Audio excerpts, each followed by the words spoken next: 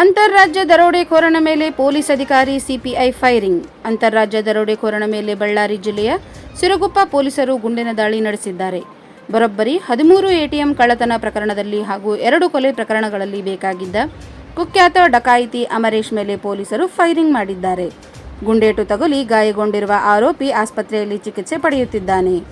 ಆರೋಪಿ ಅಮರೇಶ್ ವಿರುದ್ಧ ಒಟ್ಟು 30 ಪ್ರಕರಣಗಳಿವೆ ಎಂದು ತಿಳಿದು ಬಂದಿದೆ. ಕರ್ನಾಟಕ ಹಾಗೂ ಆಂಧ್ರ ಎರಡೂ ರಾಜ್ಯಗಳಲ್ಲಿಯೂ ದರೋಡೆ, ಕೊಲೆ, ಸುಲಿಗೆ ಪ್ರಕರಣಗಳಲ್ಲಿ ಭಾಗಿಯಾಗಿದ್ದಲ್ಲದೆ 13 ಎಟಿಎಂ ಕಳ್ಳತನ ಪ್ರಕರಣದಲ್ಲಿ ಭಾಗಿಯಾಗಿದ್ದ. ಪ್ರಕರಣವೊಂದರಲ್ಲಿ ಬಂಧಿಸಿ ಸ್ಥಳ ಮಹಜರಿಗೆ ಕರೆತಂದಿದ್ದ ವೇಳೆ ಆರೋಪಿ ಕಾನ್ಸ್ಟೇಬಲ್ ಮೇಲೆ ಹಲ್ಲೆ ನಡೆಸಿ ಪರಾರಿಯಾಗಲು ಯತ್ನಿಸಿದ್ದಾನೆ. ಈ ವೇಳೆ ಸಿರುಗುಪ್ಪ ಸಿಪಿಐ ಹನುಮಂತಪ್ಪ ಗಾಳಿಯಲ್ಲಿ ಗುಂಡು ಹಾರಿಸಿ ಎಚ್ಚರಿಕೆ ನೀಡಿದ್ದಾರೆ.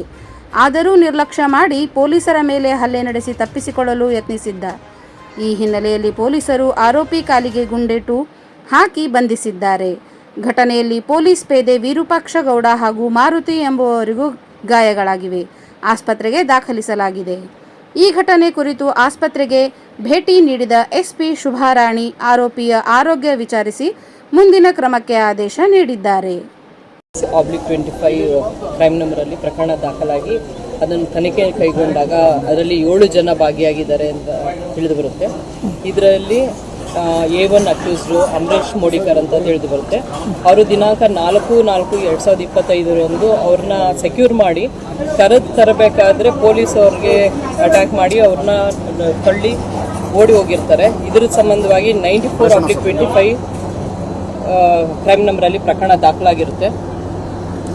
ನಿನ್ನೆ ದಿವಸ ಅಮರೇಶ್ ಮೋಡಿಕರ್ ಅವರು ಕುಶಾಲನಗರದಲ್ಲಿ ಅವ್ರನ್ನ ಸೆಕ್ಯೂರ್ ಮಾಡಿ ತಂದಿರ್ತಾರೆ.